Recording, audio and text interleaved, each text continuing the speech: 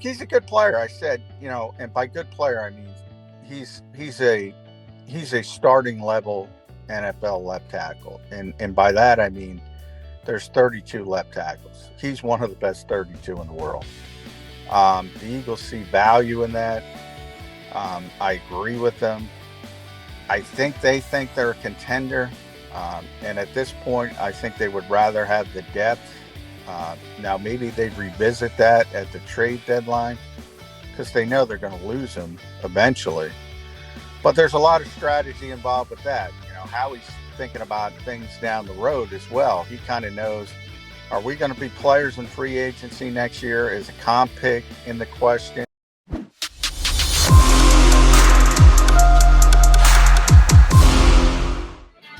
And a good morning, Birds fans. Yes, after a walkthrough Wednesday, we're back at it. Full practice, full Birds 365. You got me, Jody McDonald, Ric Serritella in for John McMullen in the co-host chair, but you see John McMullen's handsome face there because he has already made his way over to Eagles practice. They'll get in a full workout today. And the coaches are starting early for you, huh, Johnny Mac? That's why we don't have you up here on the stream. We just have to look at that picture of yours. Yeah, that's. I apologize in advance. Hopefully, Rick will make up for it. Yeah, they're trying to beat the Heat a little bit. It's still pretty hot out, so I don't know, but they're trying to beat the Heat a little bit. It's supposed to be 100, near 100, and the humidity's bad, so it's going to be a steamy day. Well, the Eagles getting ready for I guess another padded practice. John, how's the intensity been so far? Well, when they are out there, when they're they're very intense in these short sessions. And we'll see. I'm not sure what they're going to be wearing yet. I'm not out there yet, but there's, they have green, they have yellow, they have red practices. Green is the most intense. And when they do have a green practice, they do move and they get as much work as you can get done in the time period they're going to go. Basically, their longest practice is 90 minutes. So, Jody and I have talked about that a lot. It is what it is. That's the new era of the NFL. And they are good at taking advantage of the time they do use. And the only thing I question more about the spring in that, when you're allowed, I think it was 13 OTA sessions and you use 5 or 6 of them. That didn't make sense to me. Because even if you're doing classroom work, because you don't play football in the spring, so I'm not concerned about that But you have young players and you're trying to get them up to speed. What does it hurt to use the time allotted to you? Speaking of time allotted, they got 90 minutes today. Is that the max they can do today? 90 minutes? I'll know that when I talk to Dom DeSandro. He's the one who gives me the lowdown on how long the practices are going to go. But yeah, it's going to range anywhere from 75 to 90 minutes. My guess would, just because they already moved practice, they're probably thinking about making it a little bit shorter. Oh yeah. And that's just a guess. That's just speculation because of the heat. And, they want to keep the players safe, and that's understandable. I was on the field, worst day I've ever covered in the NFL, different era, different time. But I was on the field when Corey Stringer went down and passed away. And really? And that really shifted everything in the NFL. And back in those days, they didn't let us bring water on the field. And I know younger people don't believe that. Mm-hmm. They didn't let us. Andy Reid is kind of famous for, not letting anybody sit down at practice. Back in those days, you were considered weak if you went to get water. And, so we have come a long way. And a lot of that can be traced back to that day. It really can, because that was just a horrible, horrible situation. Wow. I did not know that you were there that day, John. You and I have been doing the show for a year and change now, but I didn't know. I knew you covered the Vikings, but I didn't know that you were there that day. And you're right. That had implications well past Minnesota. to the entire National Football League. And the Eagles are not a team, at least this version of the Eagles with Nick Sirianni in charge is not that kind of a team that's going to push the envelope. They're going to err on the side of caution and precaution. So we'll see how many minutes they actually put in there today. We're a little over a week away from that all-important first preseason game against the Jets, which is different because they almost always have played the Jets. The last preseason game this year, they're playing the first preseason game. They got the offense installed for that first preseason game just yet, Johnny Mac? No, they're not going to be game planning for the Jets. They're not going to be game planning to stop Mike White, and I don't think they're going to be able to stop Mike White.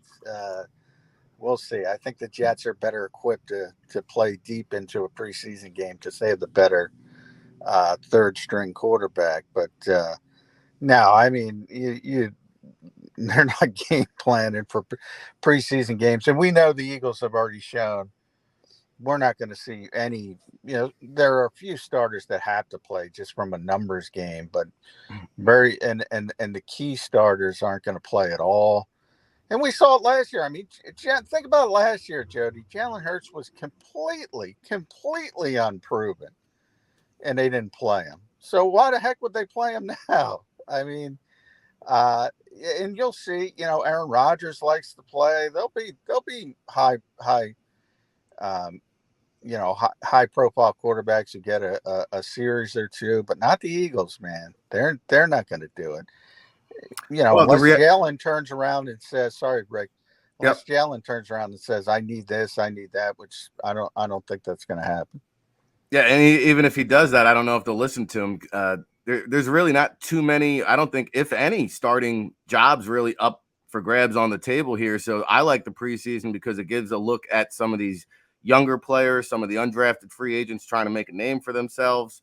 And a lot of these guys might be auditioning for one of the other 31 teams as well. But there are a couple backup jobs up for grabs. Haven't had a chance to pick your brain on that backup tight end spot. I saw Richard Rodgers activated from the PUP list.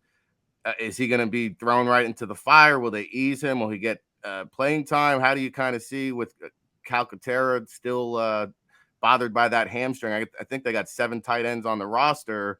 How do you kind of make sense of this backup spot? Yeah, I think, it's a shame because Grant had a good couple first 2-3 days of practice and then he came down with the hamstring injury and he actually, caught a pass when he got hurt. And it was a nice little catch. So he had really been showing some things early in camp, and now you're always going to be cautious with hamstring injuries, especially with positions you have to run at. And obviously, as a tight end, and he's more of a receiving tight end, they're going to be as cautious as possible. I think that's a bigger deal than people make it out to be because the Eagles need depth at tight end, and as good as they are with the starter, there's a lot of question marks, and Tyree Jackson's not going to be available anytime soon. Richard Rodgers is like that old, break glass in case of emergency, and he's healthy now, and he's been working out on the side fields. So he should be ready to go. They need a body, an extra body at tight end with no Calcaterra, no Tyree Jackson.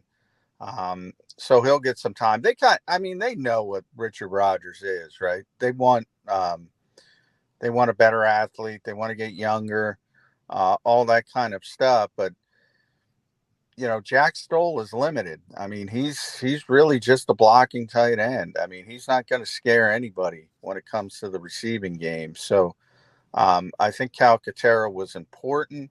And I think that could be a position. You just mentioned preseason games and guys, undrafted guys, and backups getting a chance to show their wares. Well, I think the Eagles are going to be looking at the 31 other teams when it comes to potential backup tight ends. As of right now, as Ricky pointed out, I think he said 7. There are actually 8 if you count J.J. Arcega-Whiteside as a tight end. Which JJ, JJ.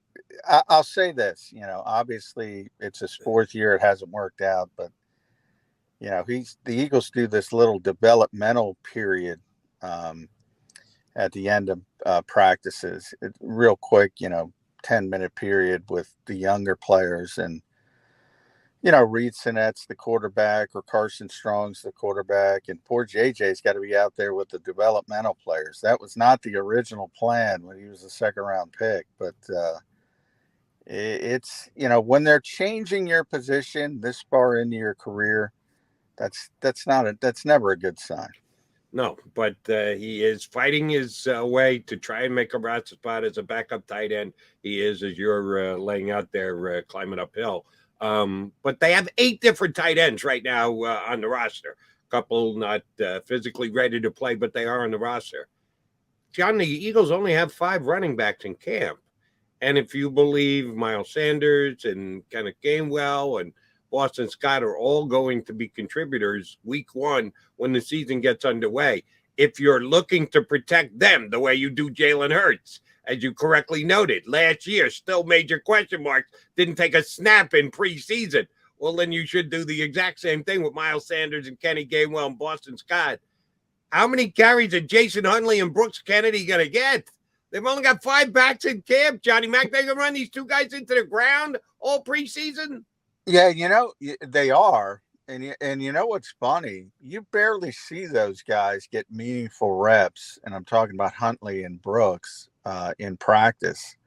So to me, I'm thinking to myself, why are you giving Miles and Kenny Gainwell and Boston so many reps in practice? Now, obviously, because they're not going to play them much or if at all in preseason. But it still is one of those things where I kind of shake my head. It's kind of counterintuitive. Like, you want to protect these players. They are. It's just another indication that the Eagles value practice a heck of a lot more than preseason games, because they're giving their key guys in the passing game the same way.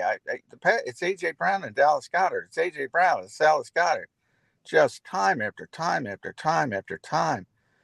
And, you start to go, all right, let's see what some of these other guys can do. And that's going to be the preseason games, where it's going to be, I've barely seen Kennedy Brooks, and I think I'm going to see him carry it, 15 times in the preseason game. Correct. Yeah, it'll be interesting to see. I don't know if they'll keep 4 running backs. Jason Huntley brings a special teams element, maybe putting him ahead of Brooks in terms of value. How about my guy, though, Britton Covey? Are we going to see a punt return or kick return? The special teams is up for grabs, and Covey is a rookie player looking to make a name for himself. I would imagine he's going to get some run here with the Jets. Yeah, I hope so. I hope he makes a play. I got to talk to him for a while the other day. He's a really good kid. His grandfather sold, like, I don't know, some outrageous 25 million self-help books. I mean, outrageous number. Passed away a couple of years ago. So he's got an interesting background. He went on an LDS mission to Chile. So he's an older rookie. I think he's 25 because he took a couple years off for that mission, and then he came back. But he made a lot of plays at Utah, and not only as a returner, as you mentioned, Rick. He was a good slot receiver. He was a high school quarterback. I think he was 3 for 3 passing the ball in college. Had a big touchdown to Tyler Huntley, on one of those plays, who's now the backup in Baltimore. He's a good football player. And Jody will get this reference, and probably nobody else, but, he looks like Orange Cassidy. Like, he doesn't belong. He's 5'8". They list him at 5'8" and 170 pounds, and they are being generous with that 170. I mean, he is small. And people would say Darren Sproles was small, and Darren Sproles wasn't small. He was short. Right. He was incredibly powerful. Pound for pound, probably the strongest player on the Eagles. That's how powerful he was. Boston Scott, same thing. People say Boston Scott is small. He's not small. He's a power lifter. He is powerful. He is just short. Britton Kobe is small. Now, hey, how do you not root for the kid? But to be, to be a returner, even a punt returner, which is a little bit more important, they've sort of devalued kick returner to the point where you're not just going to be a kick returner. Nobody's just keeping a kick returner. You're going to have to help somewhere else. Same thing kind of with punt returner. Like, can he be a slot receiver as well? Or can he be a coverage guy on special teams? I don't know. But I also think about those returner jobs, Rick, overall. It all centers on Jalen Reagor. If Jalen Reagor's here, he's going to be the returner. If they can trade him, then that opens up some doors for the Jason Huntleys of the world and the Britton Kobe's of the world. But they're going to have to prove that they can do other roles as well. All right, John, let me ask you about a guy who's neither small nor short, and that would be the Eagles' backup left tackle, Andre Dillard. No, you can only learn so much in practice. Andre had been here for the years that he has. He's surely not going to be breaking into the starting lineup with Jordan Mailata ahead of him. We debated this all offseason, what the Eagles could or would do with Andre Dillard if a trade were available to them. Do they want to recoup an asset? Do they want to just keep a better left tackle, as limited as he is positionally? That's the only one he can play, but he is the best backup left tackle they have. Dillard shown anything, any whispers as to what the preferred course of action, whether Dillard is here or whether Dillard is dealt? What do you think the Eagles are doing here? Well, he left practice, so I'm interested to see what his injury was. What day? I get mixed up with what day it is in training camp. What day are we at it? This would be full practice Thursday after walkthrough full Wednesday. Practice Thursday. Yes, thank you, Jody. So Tuesday he left. He left practice a little bit early, and we didn't get a clarification. So number one, I got to see if he's out there. Number two, got to see. I don't think it was serious. It didn't look serious at all. But again, the Eagles are very cautious. Look, he's a good player. I said, and by good player, I mean he's a starting level NFL left tackle, and by that I mean there's 32 left tackles. He's one of the best 32 in the world. The Eagles see value in that. I agree with them. I think they think they're a contender. And at this point, I think they would rather have the depth. Now, maybe they revisit that at the trade deadline because they know they're going to lose him eventually. But there's a lot of strategy involved with that. How he's thinking about things down the road as well. He kind of knows, are we going to be players in free agency next year? Is a comp pick in the question if he signs a relatively decent deal, which I think he'll get? All of that factors into it. But I think to start the season, I think they have a chance to be a contender, and they would rather have the player. Now, if somebody bowls them over with a third-round pick, a day 2 pick, that could change things. And you never know what happens. If somebody loses their left tackle in the preseason or training camp, we've seen Rick Spielman get antsy and desperate and offer more than you should. If there's another GM who does that, it could change the thinking. But right now, the Eagles, I think, like the player, want to keep the player unless they're bowled over. Yeah, I can't justify if you're saying I got a guy who can start at left tackle in the NFL, but I'd be happy to get a third-round pick. I can't justify that because if you're drafting in the third round, you ain't going to find a guy that can start in the NFL. So I don't think they get the fair value now. Maybe preseason, a starting left tackle goes down, round 2, maybe I'm thinking about it. I don't think they get a first-round offer. So round 2, maybe I'm thinking about it, right? Yeah, it's a tough decision. It really is. But, it lowers the value because you're going to lose the player. Like the Eagles have hit the end of the road. They didn't pick up the 5th-year option because he's not a starter, so they don't have that leverage. And they shouldn't have, because that's a lot of money. So the leverage, is not in their favor. And the longer you go, unless there is that big injury in another city that creates that desperation, you kind of start losing leverage, and then you got to play that game and kind of cross your finger if somebody gives you an offer. And that's why, in a vacuum, I agree with you, Rick. If you have a starting level left tackle, you should get a second round pick at least. But the Eagles don't have a ton of leverage because they're at the end of the line with Andre Dillard. All right, John, I noticed this just before the show started today. Jets starting quarterback Zach Wilson deleted all of the social media apps on his phone before preseason started. How many Philadelphia Eagles should be advised to do the exact same? Well, I think it was Dave Zangaro yesterday. I give Dave, Jalen Reagor's next drop should be his phone. Drop it. Drop that phone. That was a great line by Zangaro, correct. Yeah, I mean, he's number one. Miles Sanders is probably number two. I would, there are certain guys that can handle things. And they're, the veteran guys, Jason Kelsey, Brandon Graham, Fletcher Cox, on and on and on. Guys who've been through it all. They've seen it all. They know what it is. Jalen Hurts, as a young player, obviously is tremendous at blocking out the noise.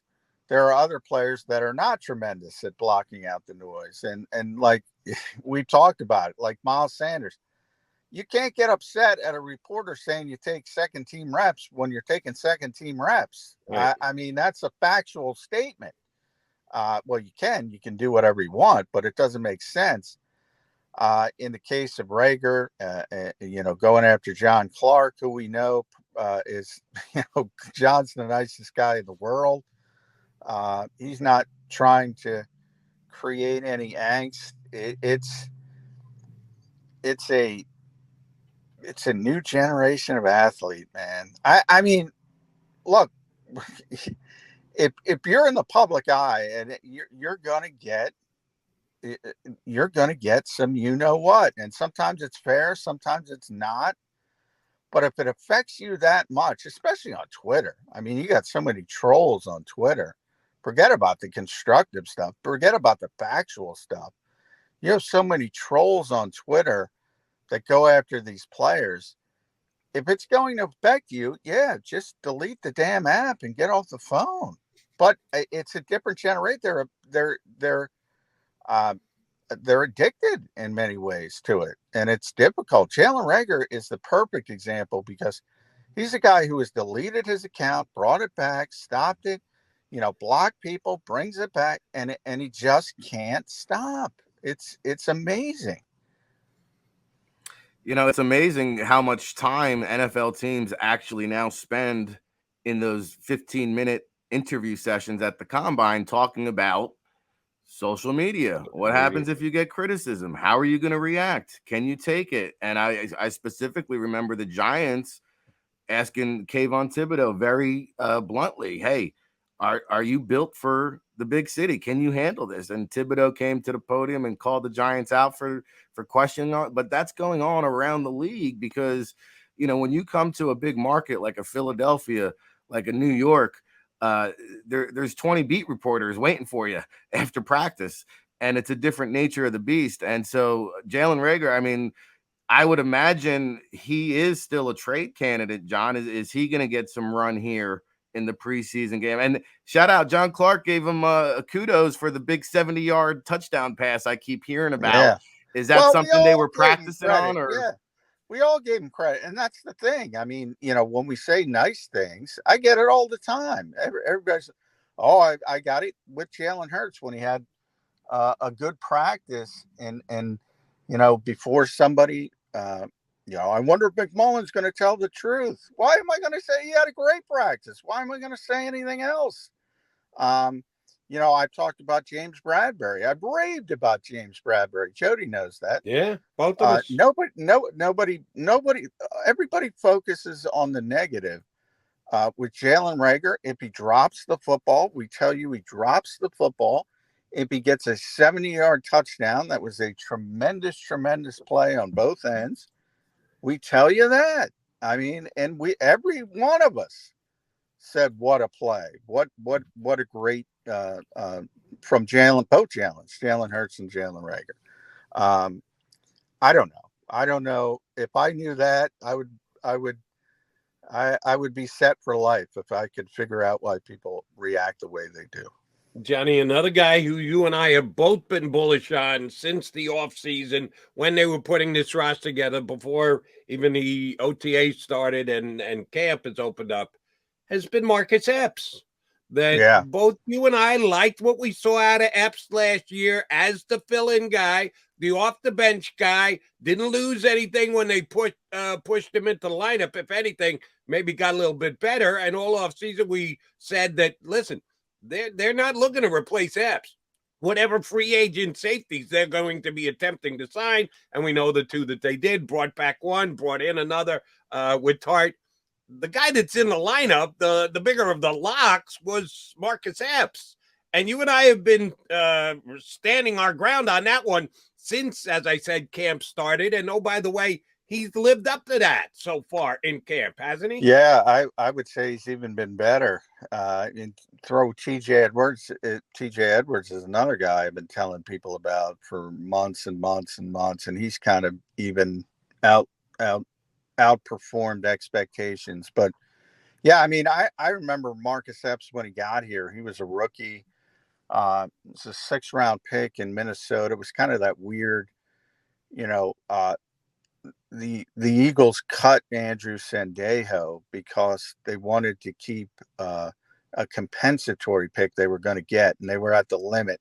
It was 9 or 10 games, and the Vikings said, "Oh, they're cutting Sendejo. Let's bring Sendejo back, who had so much success there." And they had to cut Marcus Epps, so it ended, and the Eagles picked him up on waivers, so it ended up as almost a trade. Trade, right. And at the time, Sendejo obviously was more prepared to play, but Marcus Epps was in his rookie year, a 6th-round pick. And I remember, they would say he's got great. He was a walk-on too at Wyoming, but he had great instincts and coverage, but he was really small. I mean, not very physical.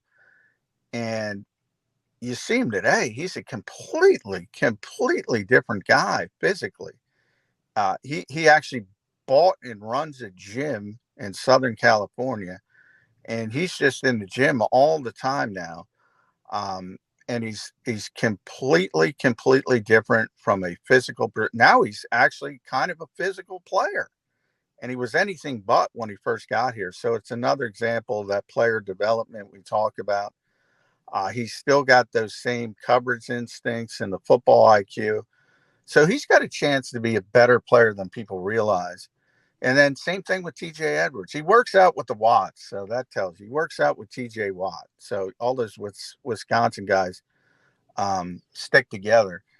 And if you see TJ now compared to when he was a rookie, and he was a big guy, he was always a little bit different because TJ is a big guy, but just his body and the way he's remade it. And that 4.87 that he ran, he doesn't run a 4.87. So, he's never going to be Davion Taylor, but he's not that guy. And I go way back. I was just telling you, unfortunately, about Corey Stringer. Jack Del Rio was one of the best nickel linebackers I've ever seen, just because how smart he was. And he could diagnose everything. And Jack couldn't run a lick. But, if you run a 4.4 and take a false step, you ain't doing any. But if you understand the game like TJ Edwards and you run a 4.6, you can do some things in coverage. So the Eagles have some young players, and it's right up the middle. I'm looking forward. I mentioned that Jordan Davis up front, who we know has all the physical gifts in the world. And then TJ Edwards and Marcus Epps. So straight up the middle. I think it's going to be a good season for the Eagles defense up the middle. A lot of good potential there. And, as far as Epps is concerned, I know Howie Roseman called him the hardest working player on the team. Say what you want about that. Yeah.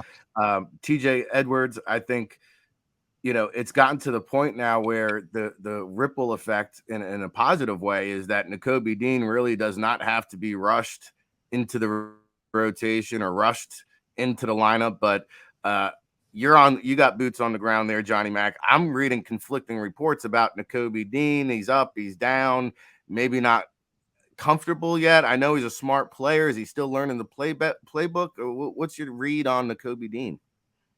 Yeah, I don't think Nakobe has done anything wrong. It's just the other guys have played really, really well, and not just TJ, but also Kaiser White and Davion Taylor. So it's become a situation where the Eagles have depth. Those guys do know the defense. They're a little bit farther along, and throw Sean Bradley into that as well. He's ahead of them as well. Now I think that'll change pretty quickly. But yeah, I mean, everybody's got their startup costs, and Nakobe's no different, and the terminology's different. So he's got to learn all that stuff. But he's a mechanical engineering major. He's got a 3.55 in college. He'll be fine. But when Nakobe Dean gets on the field, I've been saying this since day one, it's going to be for Kaiser White. It's not going to be for TJ Edwards.